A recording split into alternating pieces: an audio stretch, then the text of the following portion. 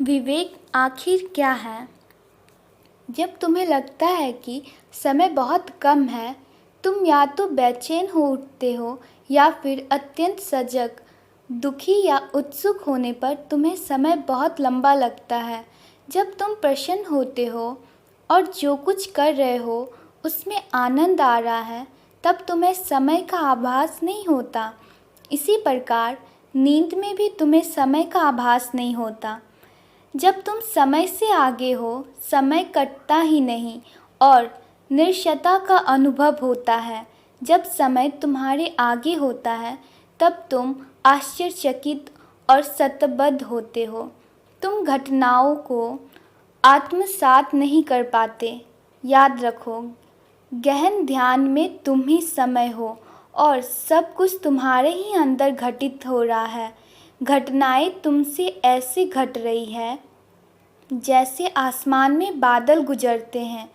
जब तुम समय के साथ होते हो, तुम ज्ञानी हो, तुम्हारा मन शांत होता है।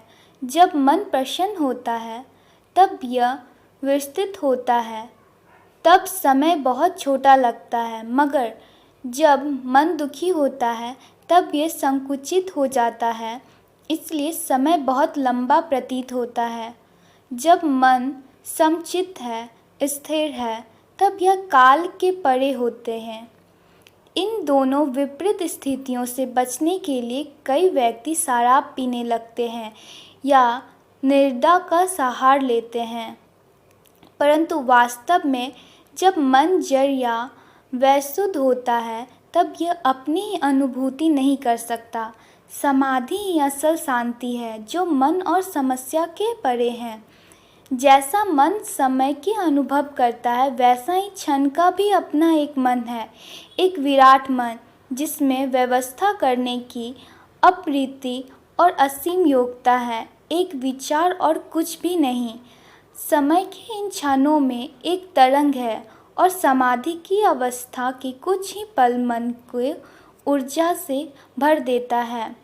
निर्दावस्था के पहले और जिस पल तुम नींद से जगते हो, सचेतनता के उन धूमिल क्षणों में समय के परे जाने का अनुभव करो। यह जीवन साकार और निराकार का मिश्रण है। ध्यान रखो, भावनाओं का कोई आकार नहीं, परंतु उनकी अभिव्यक्ति साकार होती है। आत्मा का कोई रूप नहीं, परंतु उसका निवास साकार में है। इसी तरह ज्ञान और कृपा का भी कोई रूप नहीं, लेकिन उसकी अभिव्यक्ति किसी न किसी रूप द्वारा ही होती है। निराकार को हटा देने से तुम जड़ बनते हो। संसारिक और संदेहशील आकार को छोड़ देने से तुम एक भ्रमित, तपस्वी, आध्यात्मिक, सपने देखने वाले या भावनात्मक रूप से विवेचित व्यक्ति बन जाते हो। इसलिए विवेकवान बनो। विवेक क्या है? विवेक यह जानना है कि जब सब कुछ परिवर्तनशील है, तुम्हें बार बार इसके प्रति सचेत होना है। जब इस परिवर्तन पर तुम्हें दुख होता है, तो समझो तुम्हारा विवेक ढह गया। विवेक यह जानना है कि सब कुछ परिवर्तनशील है, तुम्हें बार बार इसके प्रति सचेत होना है।